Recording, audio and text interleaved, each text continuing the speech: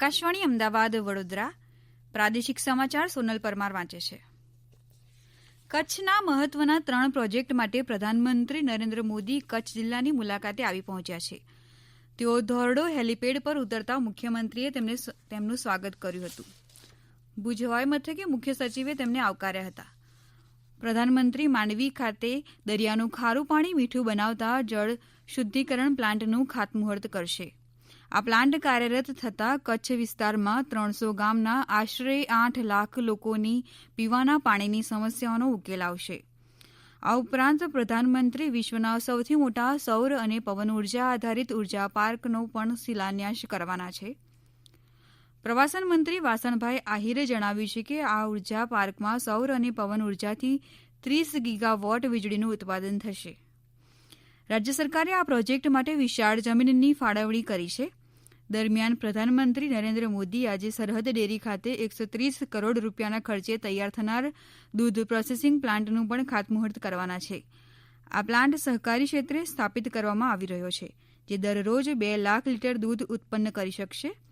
શ્રી આહિરે એમ પણ જણાવ્યું હતું કે પ્રધાનમંત્રી વર્ચ્યુઅલ માધ્યમથી કચ્છના ધોરડો ગામના કેટલાક લોકો સાથે પણ વાતચીત કરશે. ગુજરાત ટેકનોલોજીકલ યુનિવર્સિટી દ્વારા તાજેતરમાં જ એશિયા પેસિફિક બ્રોડકાસ્ટ યુનિયન અને ફિઝી દેશના સંલગ્ન પ્રયાસથી ઇન્ટરનેશનલ રોબોકોન સ્પર્ધાનું આયોજન કરવામાં આવ્યું હતું. સ્પર્ધામાં જીટીયુની રોબોકોન ટીમે દ્વિતીય એવોર્ડ પ્રાપ્ત કર્યો છે. રોબો રગ્બી 7S થીમ પર ઇન્ટરનેશનલ રોબોકોન સ્પર્ધાનું આયોજન કરાયું હતું, જેમાં રોબોટિક્સ ટેકનોલોજીનો ઉપયોગ કરીને રગ્બી ગેમ્સ રમવા માટેનો ટાસ્ક આપવામાં આવેલો હતો. આ સ્પર્ધામાં 11 દેશોની 21 ટીમોએ ભાગ લીધો હતો. જીટીયુની રોબોકોન ટીમમાં 32 કોલેજોના 33 વિદ્યાર્થીઓએ ભાગ લીધો હતો. મહેસાણા ખાતે આવેલ દૂધસાગર ડેરીના નિયામક મંડળની ચૂંટણી 5મી જાન્યુઆરીએ યોજાશે. 15 બેઠકો માટે ફોર્મ ભરવાની શરૂઆત થઈ છે. આજે પ્રથમ દિવસે એક પણ ઉમેદવારી પત્ર ભરાયું નથી. ફોર્મ ભરવાની છેલ્લી તારીખ 20 ડિસેમ્બર છે. 21મી ડિસેમ્બરે ચકાસણી કરવામાં આવશે અને 22મી ડિસેમ્બરે માન્ય ઉમેદવારોની યાદી પ્રસિદ્ધ કરવામાં આવશે. મહેસાણા જિલ્લા કાનૂની સેવા સત્તા મંડળ દ્વારા ઈ-લોક અદાલતનું આયોજન કરવામાં આવ્યું હતું. ઈ-લોક અદાલતમાં ફોજદારી, મોટર અકસ્માતના દાવાની અરજીઓ, ચેક રિટર્નના કેસો, દેવા વસૂલાતને લગતા દીવાની તકરારના કેસો તેમજ અન્ય પ્રકારના સમાધાન લાયક કેસોનો નિકાલ કરવામાં આવ્યો હતો. 18 મોટર અકસ્માત વાળતરના કેસોનો નિકાલ કરી ₹55,40,000 રૂપિયાનું વળતર ચૂકવવાનો હુકમ કરવામાં આવ્યો હતો. ચેક રિટર્નના 193 કેસોનો નિકાલ કરવામાં આવ્યો.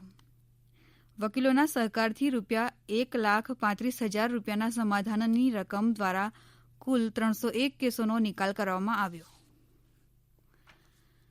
સાબરકાંઠા જિલ્લામાં કોરોના રસીકરણ અંગે સર્વેની કામગીરી પૂરજોશમાં ચાલી રહી છે.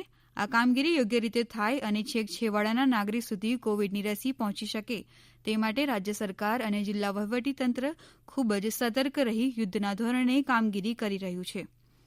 આ કામગીરીનું જિલ્લા કલેક્ટર શ્રી CJ પટેલે તાલુકા પંચાયત અને નગરપાલિકા કક્ષાએ રૂબરૂ મુલાકાત લઈ નિરીક્ષણ કર્યું હતું.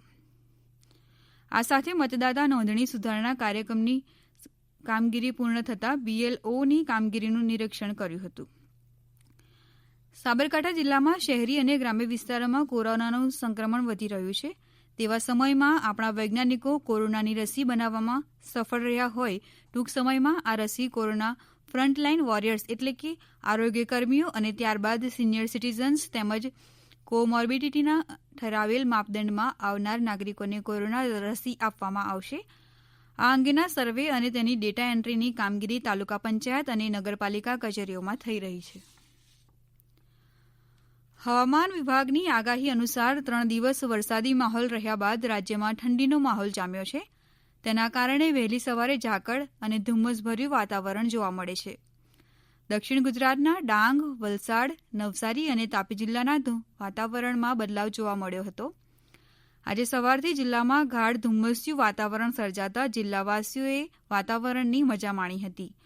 તો બીજી તરફ વાહન ચાલકોને ગાઢ ધુમ્મસને લઈને વાહનનો લાઇટો ચાલુ રાખીને વાહન ધીમે ચાલવાની નોબત આવી હતી.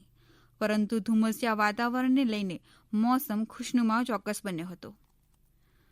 સૌરાષ્ટ્રના જિલ્લાઓમાં પણ આજે ગાઢ ધુમ્મસનો અનુભવ થયો હતો. આકાશવાણી અમદાવાદ વડોદરા પરથી પ્રાદેશિક સમાચાર પૂરા થયા.